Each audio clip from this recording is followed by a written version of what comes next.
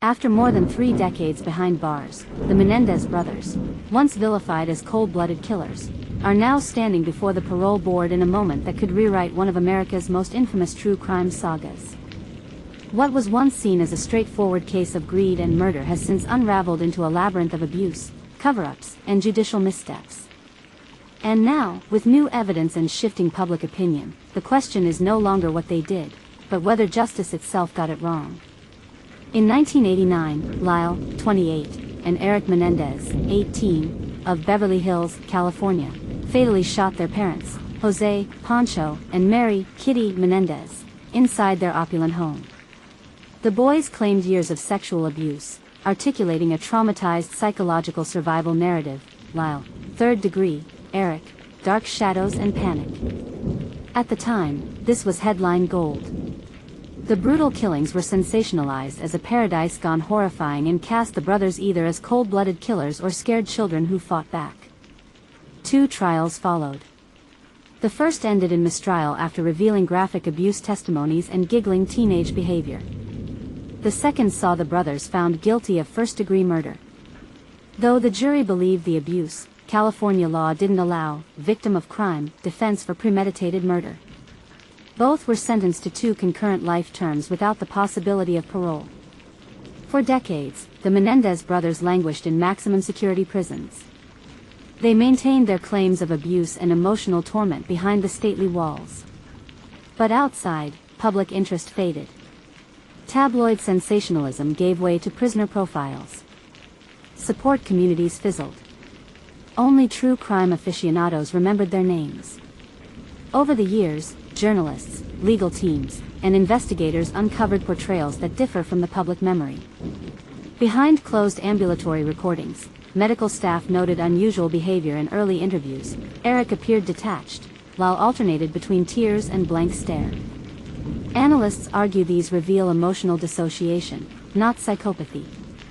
Psych evaluations by Dr. Stanley, his 1990 assessments remain sealed. Excerpts imply their claimed sexual abuse was corroborated indirectly, through behavioral patterns, truant school attendance, and subtle self-harm indicators. But courtrooms never saw the full files. Confession inconsistencies: both brothers gave longer, more emotionally laden confessions in private therapy, not the sterile, almost legalistic versions shown in court. These unredacted statements suggest deeply conflicted minds seeking release more than manipulation. None of this was publicly aired during the parole hearing preparations, until now. In 2023, Lyle Menendez first filed for parole, signaling his belief in legal rehabilitation. His parole packet included remorse statements, completion of anger management, educational course list, supportive testimonies from victims' advocates, pointing to the elders' own contradictions. Eric followed shortly after. Their hearing dates were set months later, giving both sides, prosecution and defense, time to gather testimony, mental health reports, and public commentary.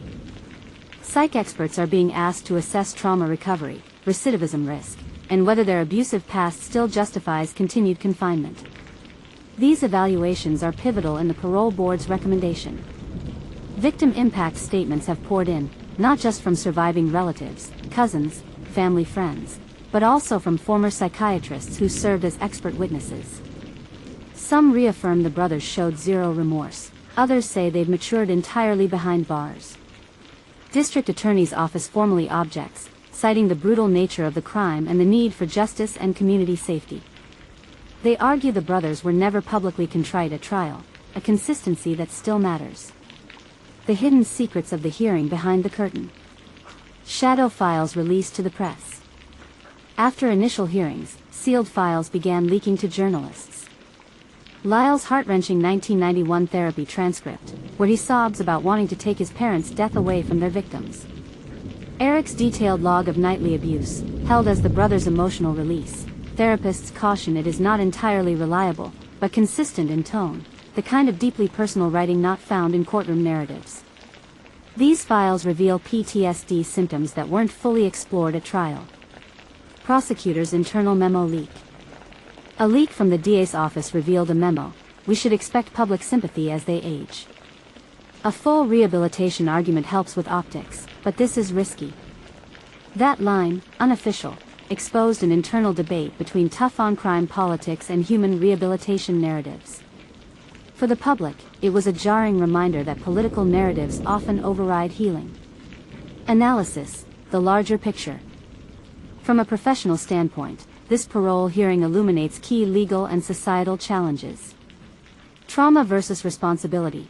Courts are rife with arguments about whether trauma justifies killing, even on prison yard. Parole boards must balance rehabilitation potential with public safety and judicial integrity. Time doesn't erase cause. Defense experts argue that 6 decades of therapy, good behavior, and remorse suggest true rehabilitation. But victims' families argue the finality of murder should override, even when overlapping with abuse.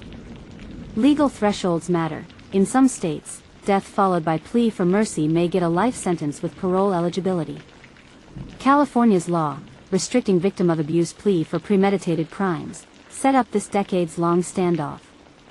Public healing versus political calculation. Prosecutor memos show even prosecutors know optics matter. How will parole board balance public sentiment and evidence? Expected outcome and what justice looks like now. Likely board decision. Lyle emerges as more likely to be recommended for parole, based on greater therapeutic documentation and explicit remorse. Eric may be held longer. His transcripts appear more guarded, with fewer documented mental health updates.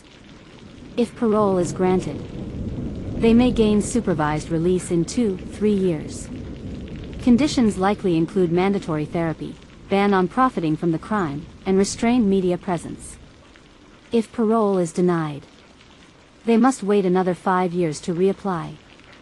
They remain in maximum security, with limited privileges, and public criticism remains sharp. As a criminal justice analyst, here's what this teaches us. Transparency matters. Hearing decisions stripped of sealed psychotherapy records may perpetuate unfair outcomes. Rehabilitation must be meaningful. Evidence from decades of therapy should outweigh youthful impulsivity in violent crimes if consistent. Balancing empathy and accountability. Society must recognize trauma's impact, but not absolve violence's consequences. Reform around parole systems. Greater access to unredacted therapeutic profiles for board members could lead to more substantive deliberation. The Menendez brothers were convicted not only for a violent crime, but for fracturing how we see childhood trauma, justice, and redemption. The parole hearings now shine light on their hidden battles, lines in therapy records, internal prosecutor debates, remorse unvoiced in court. Now, decades later, both society and justice stand at a crossroads. Will punishment remain forever while rehabilitation is locked inside? Or will the parole board see, not 2 teenage killers, but wounded adults who changed, fragile but hopeful?